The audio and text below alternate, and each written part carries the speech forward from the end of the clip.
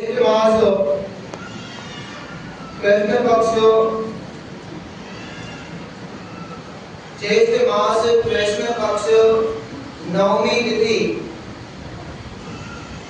विक्रमी संवत 2083 संवत 1948 दिनांक 11 मई 2026 वार सोमवार आप सभी के लिए शुभ और मंगलकारी हो।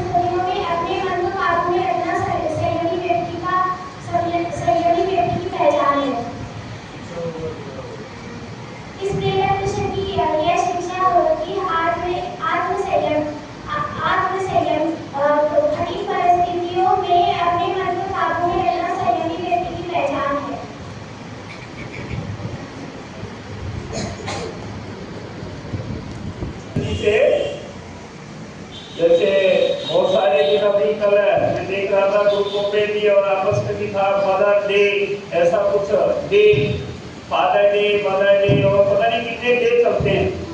ऐसे तो पता नहीं भारत में तो कोई ऐसा डे मिलता है कि 50 सभ्यता के डे चला है। भारत का लक्ष्य सबको याद हो गया।